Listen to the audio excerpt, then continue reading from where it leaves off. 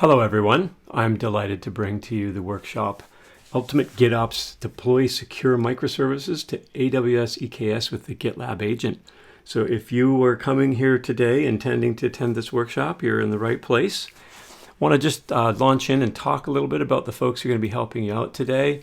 My name is Darwin Sonoy and I'm a Senior Solutions Architect at GitLab in Alliances. And I'm just going to introduce by first name the other folks in the class who'll be helping us out. And then at this point, you'd go through the names. And this is a little bit of a rough agenda that we'll be heading through today. We'll be trying to go through some initial content, informational content, and then there's going to be some demos throughout, as well as a few other slides while you're working through the exercises. The bulk of today will be spent doing hands-on exercises with assistance from folks in the room today. And we're going to be trying to wrap things up by about 12 noon in the case of this particular workshop. Due to the nature of hands-on exercises, there might be some variations here. In addition, any of the times that we break for exercises, if you need to do any specific break for any other reason, then please take your opportunity at that time. We will not have separate formalized breaks. So let's hop right into the workshop and talk a little bit about how Amazon broaches this whole area with cloud as well as Kubernetes. And we'll just have so-and-so give you a presentation on that now. And then you transition to the Amazon speaker. Thank you very much, so-and-so. And so I just want to talk a little bit about how the combination of GitLab with Amazon EKS can be really great for your teams if you're approaching containerization and Kubernetes. So we all know that DevOps excellence is really challenging. It's a continual improvement process that we embrace and start to work on over a course of years. So it can be really challenging to get great at DevOps and to really get the value promise out of the whole entire methodology and frameworks and tooling and everything we put around that. So GitLab really tries to make sure that DevOps excellence is more within reach for you. So we want to make sure that you have some presets, you have a lot of things taken care of for you. You're not having to deploy and knit together a whole different set of tools if you don't need to, but you can integrate tools if you need to. So GitLab really tries to make sure that DevOps excellence is a little bit more accessible than it would be if you try to go down the trail in a sort of a do-it-yourself fashion. Everyone also knows that Kubernetes excellence is really challenging. So getting Kubernetes right, making sure that it's stable, that it works well is also a big challenge in modern computing infrastructure management. Well, obviously Amazon is really trying to make sure that Kubernetes excellence is within reach for you with EKS among their many offerings in the containerization area. But EKS seeks, like GitLab seeking to do for DevOps, EKS seeks to really make Kubernetes excellence that much more within reach for you. So together we're really an excellent pairing because we're trying to make this combination of DevOps with Kubernetes at scale, make all of that excellence just a little bit more accessible to you and a little bit more opinionated so that you can get there a little quicker and make sure your teams are spending their time focused on how to deliver rock solid, awesome software for your customers. All right, let's talk about how GitLab does GitOps. Before we get right into the details of how GitLab does it, we need to talk about the fact that there's been two major definitions of what GitOps is that have evolved in the industry over time. So we'll talk about the first one is basically the idea that it's a Kubernetes thing. So we have a new concept of pull CD where we install an agent inside of Kubernetes and that pulls the software updates onto the cluster. We use Git merge controls in order to control any deployment type situations that we want to have more control over, whether it's security scanning of manifests or controlling the approval of deployments. And then we have a new capability, which is pretty interesting, which is continuous drift management. Now, this has really been the forte of things like Chef and Puppet in the past, completely separate products. But now with the GitOps approach, we integrate that right into the standard deployment agent. And then finally, the main focus is Kubernetes targets. So we presume that this is all running on Kubernetes. So in this case, we start out with our application code in a repository. We use continuous integration to then build that into a container. Once we have got that container set up, then we are able to reference it in a manifest, which is also stored in Git. Now, this manifest is going to be a completely rendered manifest, which means that there aren't any variables in it. It is ready to read, plain and simple, exactly everything that's going to happen. It also means that we can scan it and check it out and make sure that it is in good shape. Then we have an agent that we install into the cluster, and this agent does two things. First of all, it pulls onto the cluster. Now, we can also insert approvals in this pull operation if we wish to for major deployments. Then the second mode that it has is that continuous drift management. And of course, in this mode, it just directly pulls the manifest and reinforces it. This way, if there's any tinkering that goes on in production or other environments, it is brought back into compliance with the standard configuration relatively quickly. So that's an example of what GitOps defined as a kind of a Kubernetes thing. Another definition of it is that our source code management system would be the same system that builds our software will now deploy our software. It easily allows for push CD. It also uses git merge controls in order to control deployment approvals. And then finally, we don't really have any restrictions in terms of what targets that we allow for this situation. So we start again with our code repository, and that is built by CI. And then within CI, we have some sort of approval process for doing push deployments. The push deployments can then go to basically any kind of infrastructure you want using a variety of techniques within that push CD mechanism. So these are the two major definitions that have evolved over time. Now, how does GitLab approach this? What does GitLab do in order to service one or the other of these models? Well, in reality, we service both models. So the concept is just to go ahead and do it all. Part of the reason is we've had the right-hand side for a long time. So we've been putting git merge controls in front of deployments for a very long time already. So let's talk a little bit about how GitLab is doing that now that we have the GitLab agent and how that kind of changes the mix here a bit. First of all, we do indeed need the GitLab runner for CI. Notice that no matter what you use for GitOps deployment, you still need CI. GitOps really solves the CD portion of the problem. The really nice thing about having added the agent is now in the single platform, you are able to manage both your CI as well as your pull CD. So we use runner for CI, and then we have the new GitLab agent, which runs inside the cluster. That GitLab agent is able to accomplish both pull CD as well as drift management. So it's able to give us all those services and provide us a very comparable solution for the Kubernetes definition. Now, over here on the deploy from Git definition, we of course have GitLab CI again for building our application. And then we have GitLab runner for CD push. Now, we've been using GitLab runner for a very long time for CD push. In the past, the certificate connection method has required that your Kubernetes cluster have its API control plane available to the runner, so the runner could reach out and reach into the cluster through that. Not a big deal if you're all on private networking, but if you're trying to use GitLab.com, well, then you'd have to have that API control endpoint on the internet so that GitLab runners, if you're using SaaS runners, could service it. You could also do self-managed runners and solve this problem by putting your runners in with your Kubernetes cluster. But in any case, customers spoke and wanted this part also to be more secure. So when we add the GitLab agent, we change how this works. Your Kubernetes API control endpoint no longer needs to be available to the runner. Once you install the GitLab agent, it is able to establish a secure connection. Now, technically, it doesn't go back directly to the runner. It goes back to the GitLab instance, and then all runners can find that connection and utilize it in order to go to certain clusters.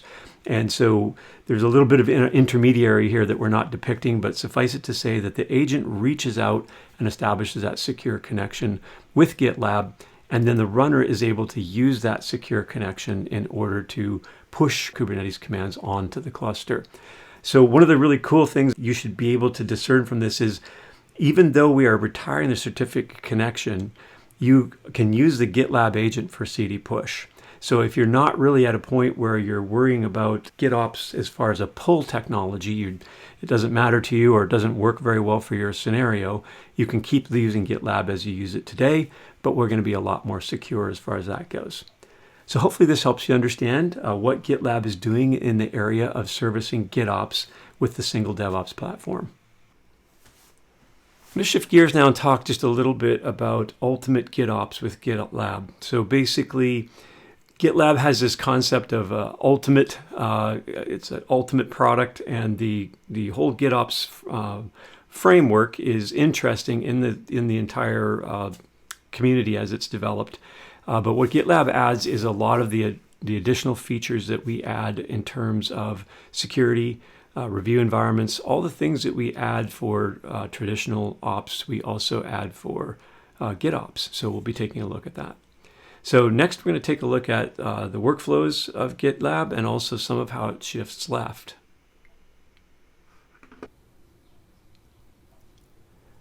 Let's take a little look at how GitLab's end-to-end solution works alongside Amazon Web Services.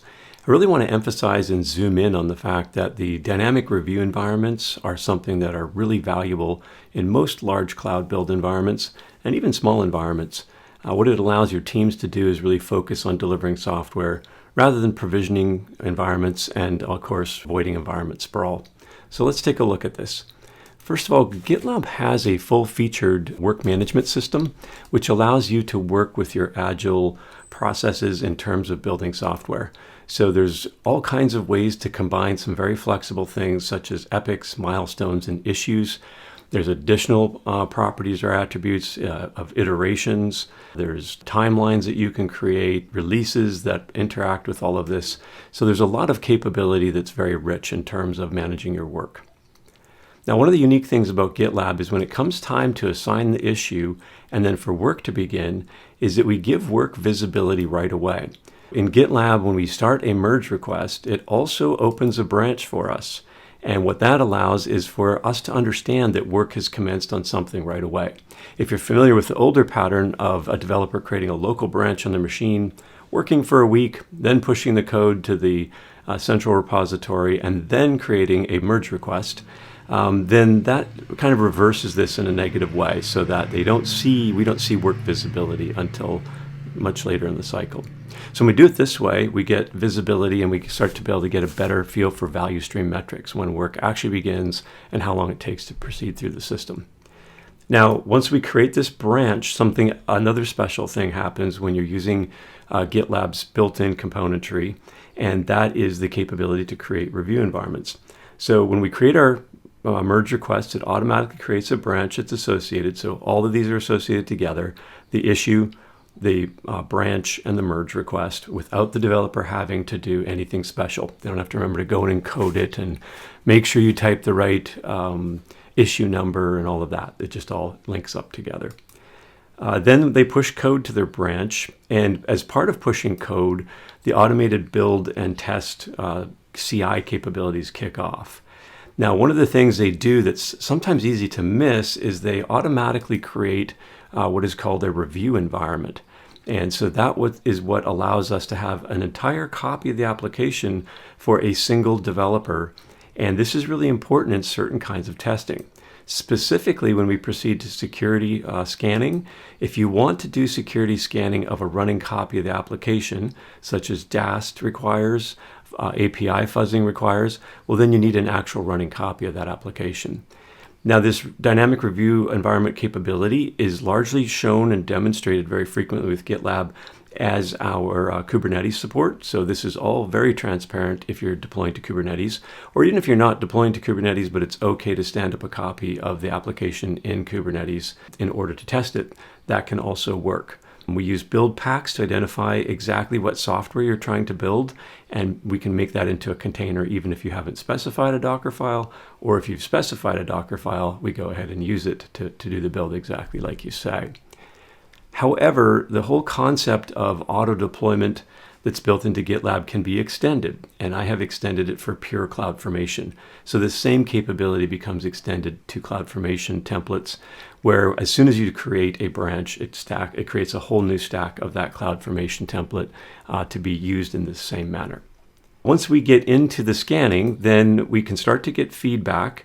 The merge request is also where human collaboration happens. So any feedback on code or any concerns are expressed. So the merge request ends up being a single pane of glass for developers that allows for all automated as well as human feedback into the coding process.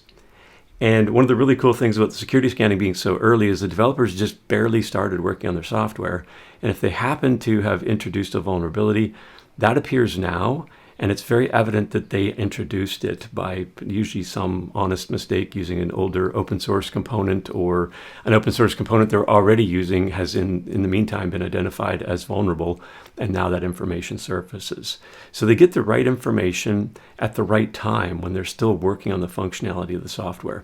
So this is a really powerful way to start getting developers to change their habits to consider remediation management as just a part of everyday work in their normal iterative cycle.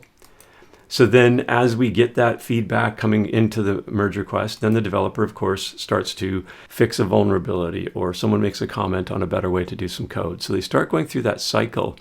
And as they do so, this green arrow here ends up updating the environment every time they push. So this dynamic review environment is not just deployed once, it's kept up to date with each new code push. As time goes on, we get better and better. We get the iteration looking really good. Also, these dynamic review environments can be used by humans. So if you have manual processes you need to do, and there can be all kinds of custom plugins into the scanning process, whether it's for security, code quality. There's lots and lots of vendors who have extended their capabilities into GitLab by providing a little bit of runner YAML.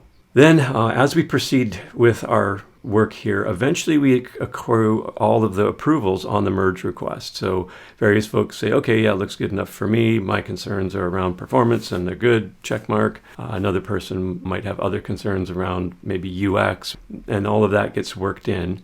And then as we get down to the point where we have all approvals, then we're going to be ready to merge. And when we do that merge, GitLab automatically in the background, similar to creating the environment, goes ahead and cleans the environment up. Now, if you've ever dealt with provisioning of developer environments, this can be a really big anti-pattern in many organizations.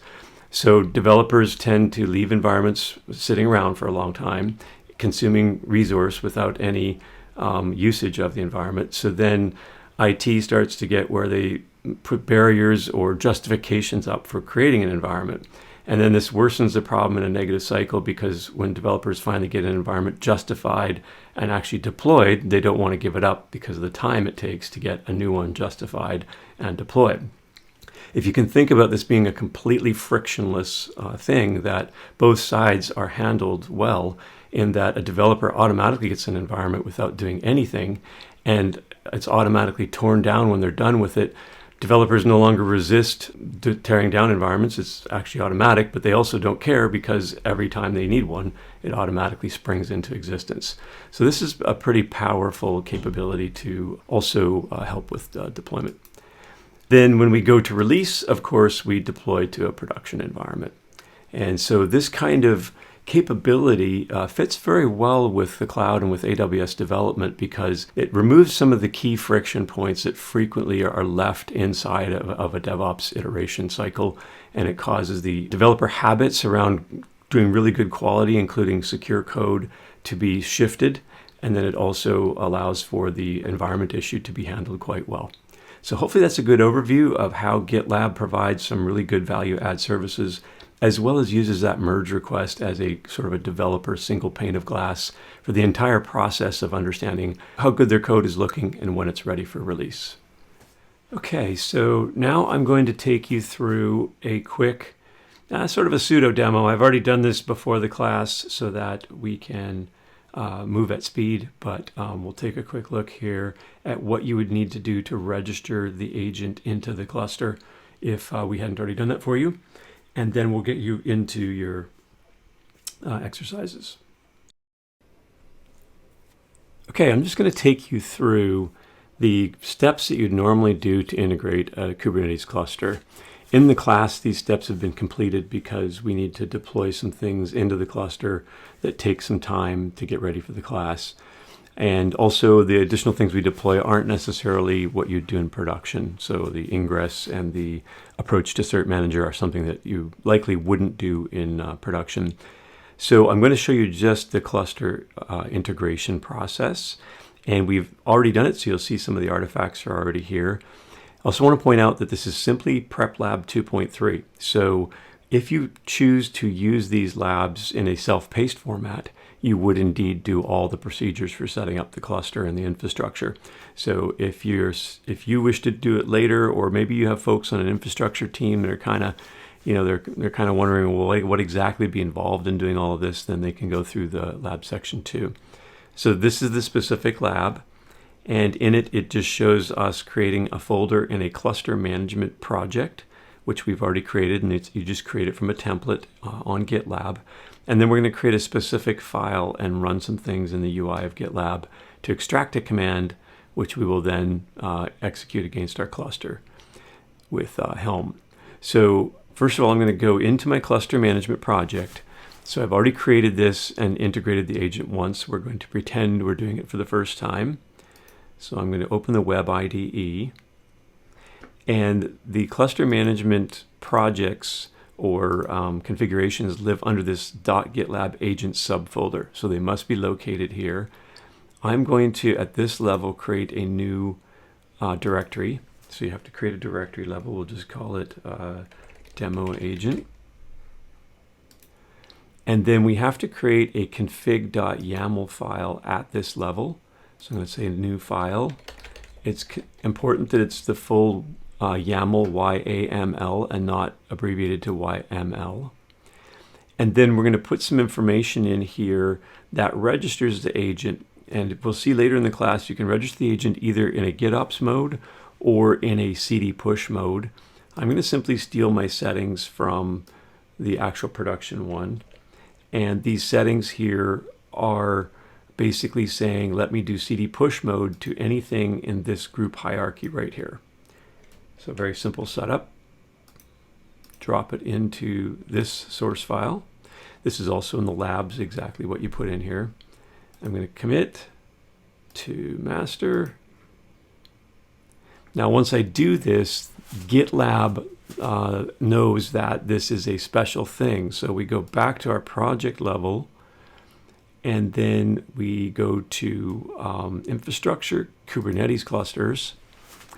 And right here we say connect a cluster. And then in this drop-down box, we'll see the directories that are in that particular subfolder of agents. So I'm going to pick my demo agent and hit register. At this time, a secret is generated that allows me to register my agent, as well as the Helm code that allows me to go to a workstation and actually install it.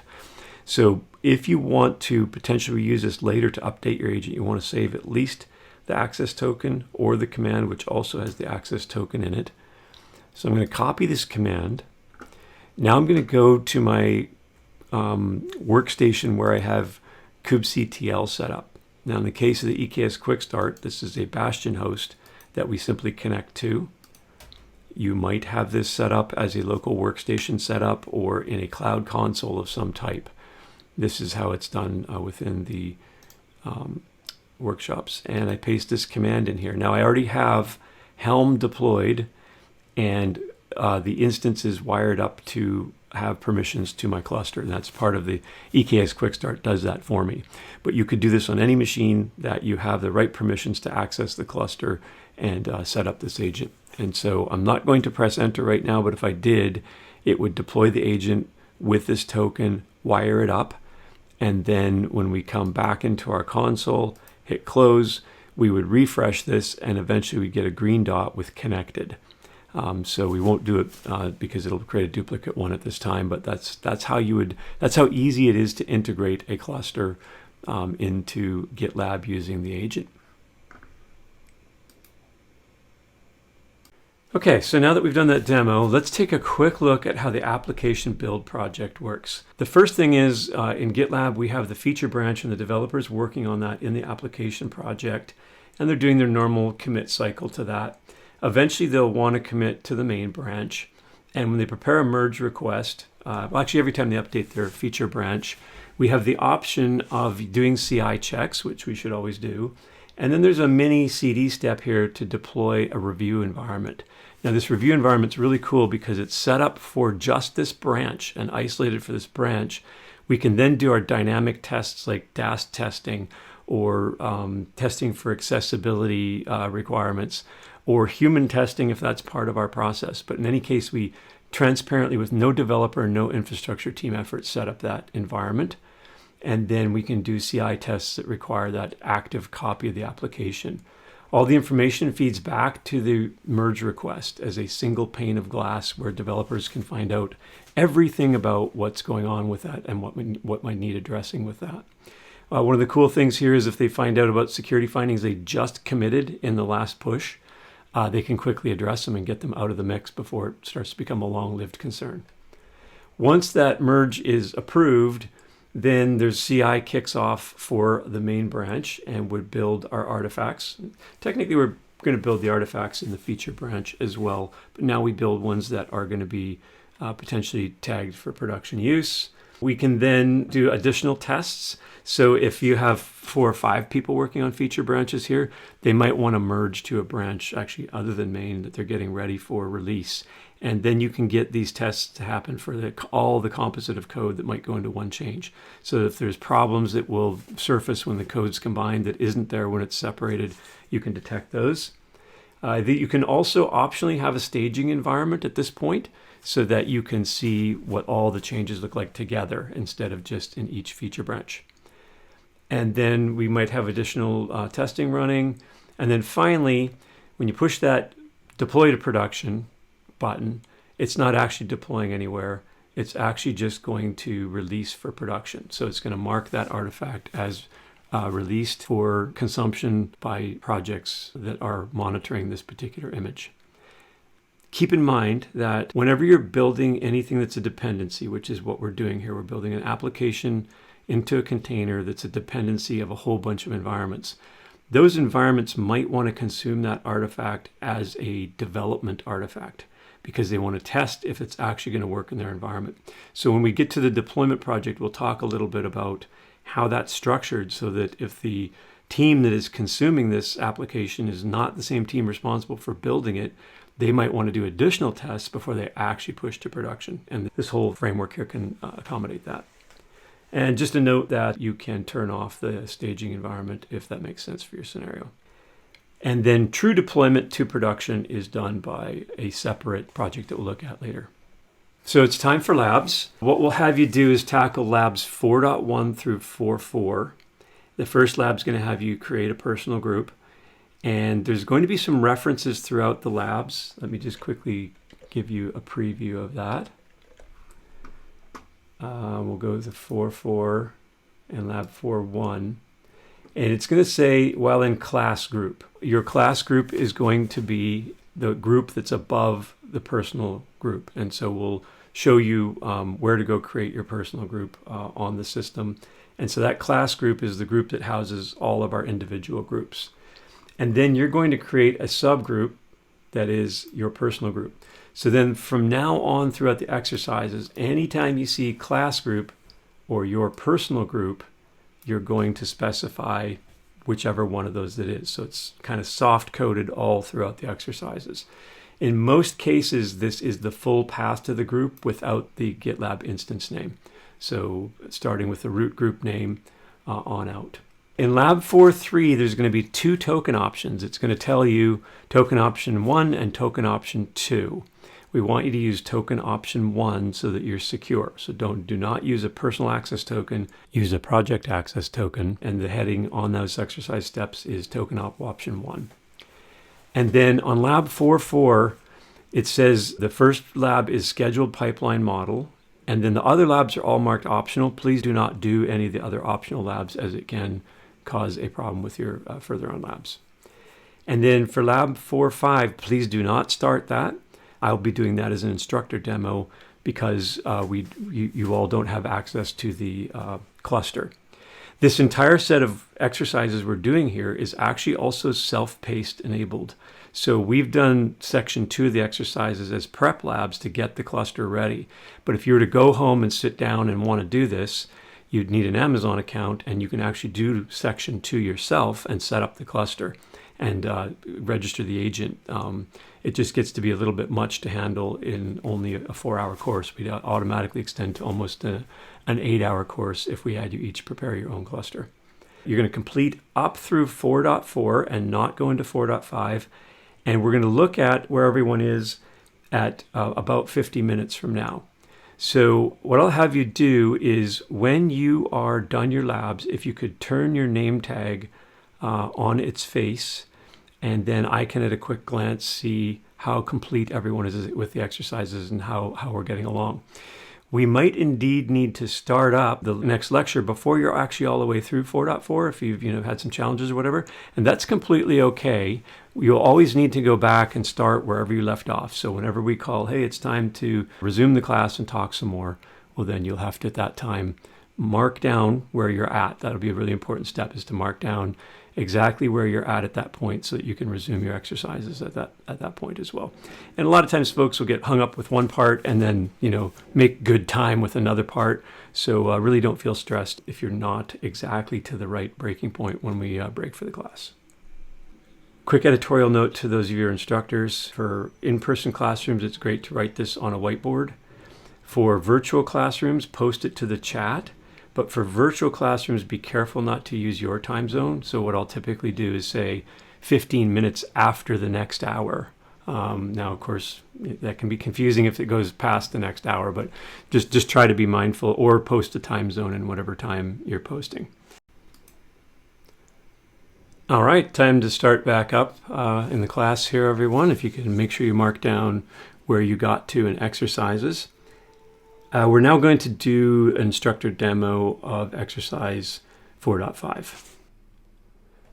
All right, I'm going to take you through a demo of lab 4.5. If you were doing this self-paced and had set up your cluster, you'd have access to your cluster and you could go in and do these things yourself. For these larger classes, we just do the cluster portions for you. So what we're going to do is update the manifest file that we had created earlier to configure our agent so that we could do CD operations. And so right here in lab 4.5, at the beginning of here, it says done by instructor for instructor-led courses. So that's what I'm going to do now.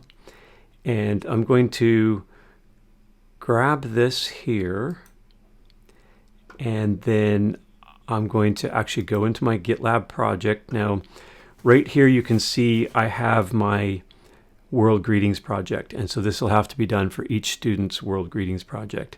If exercises have been followed exactly, well then they'll all have World Greetings Env1 underneath their personal namespace. So I'm going to open a new browser window at the group level where my cluster management project is. I'm going to go into the web IDE in this cluster management project. If you have a large class with a lot of people, then you might want to commit more than once with about 5 or 10 individual projects at a time. So I'm going to dig down into where my agent configuration file is, right here. I'm going to go back to my exercise, and it says to do this and add it only once. So this is a root level YAML directive. And then I'm going to go back, and it says add one of these per participant. So you can copy this directly, go in, and then underneath here, each one of these is an item underneath here. Oops, I don't know why I grabbed that. And then we need to change this to match each student. So if I go back to here, we basically have to start at the root of the GitLab instance with no slash and go all the way through a World Greetings project. So in this case, it's that. So if you see what's here beforehand, it's your group, class group, your personal group, World Greetings. So that's the full path from the root of the instance. So I have GitLab, Learn Labs, GitOps, class group demo, Darwin, World Greetings 1. And then that will wire up this one project into the repository and start trying to configure it. So I could sit here and do 3 or 4 of these if I wanted to, so that I don't have to do 1 commit per student. When I commit it, the agent will start paying attention to that. And so that's why if you have a lot of students, you may not want to do like 15 at once. So I hit create commit. We're going to commit to master so that the agent actually sees it because it's only monitoring the default branch. And then the second thing you can do, or if you have another monitor, is to display what the agent is doing as you make these commits. That's also covered in the lab materials here. It says run the following command to tail the agent. So I'm going to grab the command and I'm going to go to that Bastion host, connect to it using Session Manager. And then once I'm connected, I'm going to run this command. Now this time, I don't think my project is fully configured, so it may not show anything meaningful. Let's do... Okay, so no resources found in this agent namespace because we didn't register an agent. So when you have an agent registered, it will start to show a log file that is basically processing the agent configuration changes that you've made here. So keep that in mind. And also, I'm going to see if this lab is broke. Yeah, see, it's got this is repeated and it shouldn't be. I'm going to remove that and fix this. So just keep that in mind. If you're doing this, that should only appear once. And then each sub item is actually a list item underneath this section. And you would do this demo for students just to show them that this is how you configure the agent, and then this is what the agent's doing. It can be important to show them what the agent's doing because they can get confused that the job that they run that commits the manifest to the repository is actually doing some sort of push to the cluster. And it's hard to identify that it's not unless you, and the labs actually go into showing them that it's not actually doing that it is actually doing a pull. But when you show them the log processing on the cluster, that's another way to show them that the agent's actually doing a pull. So let's talk a little bit about how the environment deployment project works in concert with the build project. So one of the reasons why we have these separated is there might be a high number of listening environment deployment repositories for those applications that we're building. Now we're just building one application. In a real microservice application, this could actually be many to many. So you might have 10 or 20 of these application build projects, or at least containers that the application build project makes. And then that might be monitored by tens or hundreds of environment deployments depending on your structure. But I want to go through for you what we see in production so that you can kind of, if you're new to this concept, you can kind of lever your mind over some of the many reasons why there might be a lot more than one production deployment environment. So one of the reasons might be multi-tenancy. So you have one production per customer, and you do that by deploying to them individually. Now, some organizations, they've got a super awesome architecture where tenancy is actually just a configuration setting within a massive software stack. But a lot of organizations, that's a very high level of development maturity, especially around SaaS. So initially, a lot of companies, they deploy an environment per customer in order to get around this. Another one is geographical tenancy for data sovereignty. So you might have 4 different productions to meet data sovereignty requirements by customers or even within your own company. Multi-cloud tenancies, another obvious reason why you might deploy to multiple productions, and you could do that with GitLab. Multi-geo tenancy, so maybe you have performance issues, whatever you're doing is so scaled that you actually need to deploy to multi-geos just for performance. Then we also have separations of duties that have to do with potentially government versus commercial. So whenever this happens, a lot of times the operations teams for government environments are different, and they potentially configure the application differently. They potentially deploy on a different release cycle than commercial versions of the same application. We then have also customer extensible software. So sometimes customers are allowed to build out their own customizations for software, so they need their own tenancy and they need their own staging with your new version so they can test all of their integrations. This is a little bit more advanced model generally for SaaS providers. And then finally, sometimes your customers own the deployment environment. So the customer actually owns and operates the deployment environment. They're basically consuming your software and deploying it however they wish to. So let's take a little look at the environment deployment project or repository. So those released artifacts that we create in our application build project are now going to be reused in a deployment project. So we are sourcing them from that other project. We will then put them through a pipeline in order to affect a deployment. Now, as I mentioned, many of those scenarios we just covered might have a reason why the team who's deploying needs to check out if the application is going to work right before they go to production.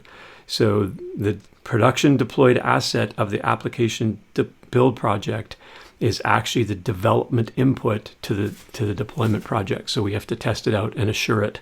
It might be, if these are the same teams, or you're in the same company and you make that application build project so good that you're 100% assured it's going to work in every deployment project. So it might be you eliminate the staging, and maybe you even eliminate the deploy to production approval, and which is also configurable in this project. And so the production ones simply do go straight to production once the application build project says this asset's good. All of that's under your control, and all of that is something you normally would have to sit down and consider in terms of your release strategy. The other aspect is an actual deployment to production. We're cover now the individual bits about how we can do this. So these two projects are loosely coupled, which means we have three major ways to trigger an update to deploy to an environment. The first one is a full-on merge request workflow. And you would do that by creating a file, and this is all documented again in the README or wiki for the sample projects. You create a file with a specific name and the new version in it, put it in a merge request. You could also optionally do a review environment here in the deployment environment at that point to try to see how that's going to work.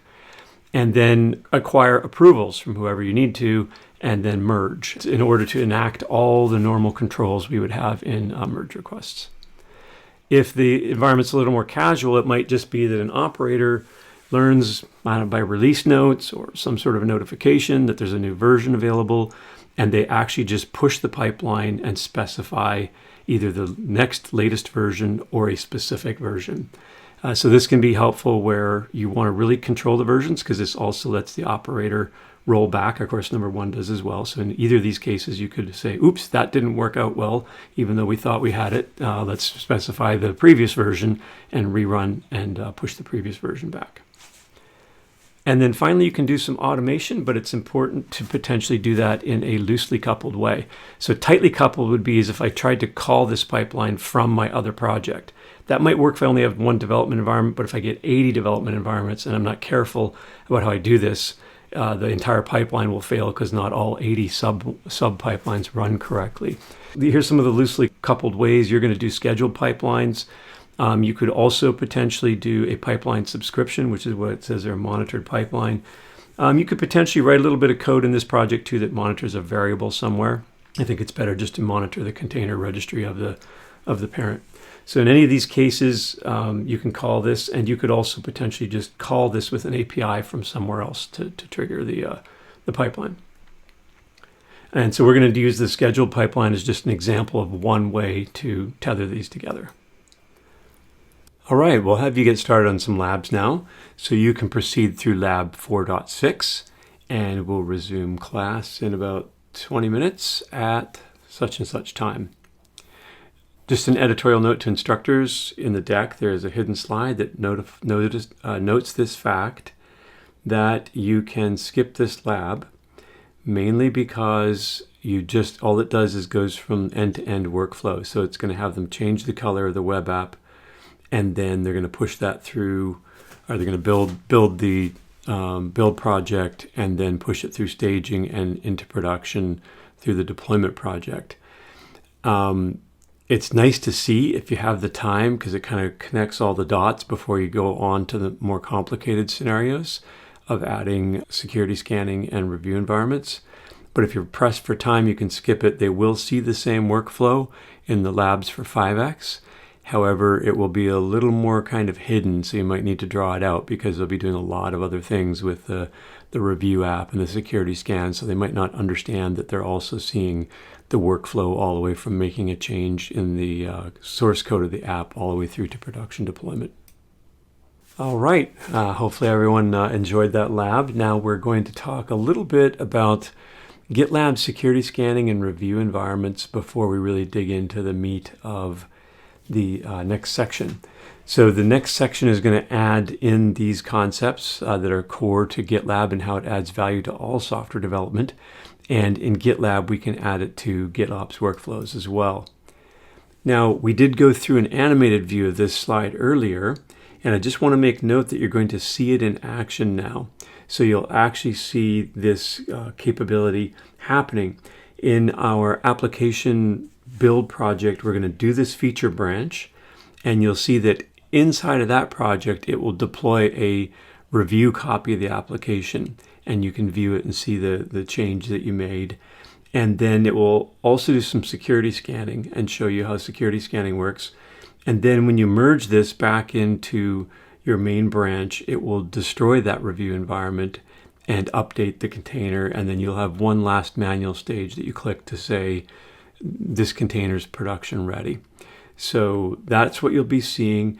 Some of the stages are optional, like there's going to be, I believe, a staging environment that you could turn off. You could turn off the, manual production ready step if you wanted to, if deployment to production also means the same thing for you. So there is some configuration of it down inside the code.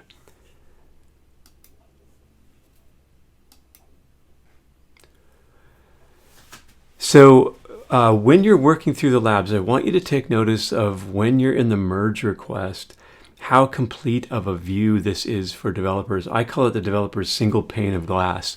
This is where they learn everything about their code and any new code pushes that they do to the server. All of the checks run. It's where they get review and advice from other people. It's where people who have to approve are able to step in. So let's just take a look at what one of these looks like. So you have your standard sort of like approvers that we're kind of used to for Git-based systems. So you can set up users, but you can also actually set up groups, which is something very powerful about GitLab. And then we have some of the special kinds of check rules that are really threshold based. So in this case, these rules will only trigger if you have, say, licenses that are not acceptable, not normally acceptable in your organization, or new licenses that have never been encountered and there's no policy for them.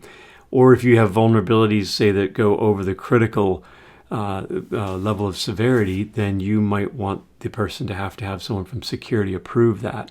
Where if they don't have any vulnerabilities of the critical severity, you might allow the merge without any checking.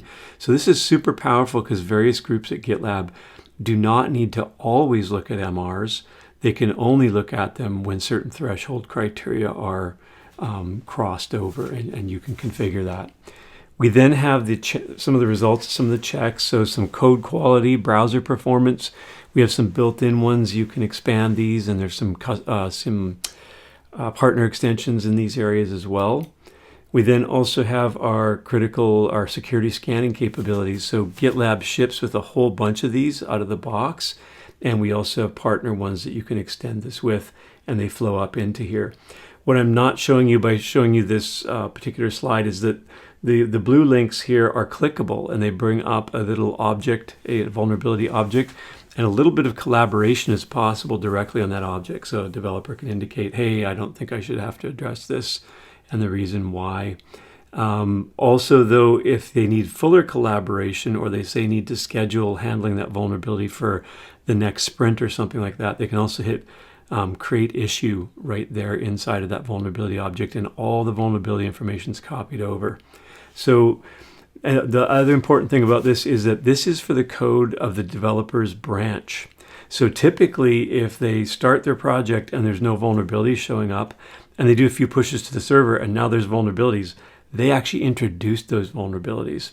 And so this whole approach really causes developers to do the shift left walk like we talked about, because they understand that everything in here is due to their code changes. So they're probably not real keen on, knowledgeably pushing vulnerabilities into the code, and that's what this kind of prevents.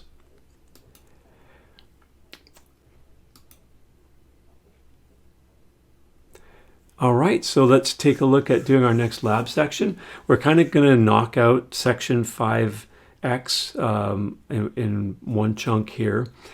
Basically, just keep your eyes open. The labs call out a lot of this, but keep your eyes open for the fact that we're going to be having that review app as part of your initial application deployment project. Then we're also going to have the security scanning incorporated.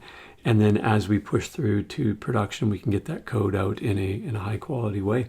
So we'll be available for you to help you out with these exercises. We're then going to continue with some class wrap up in about an hour at such and such time.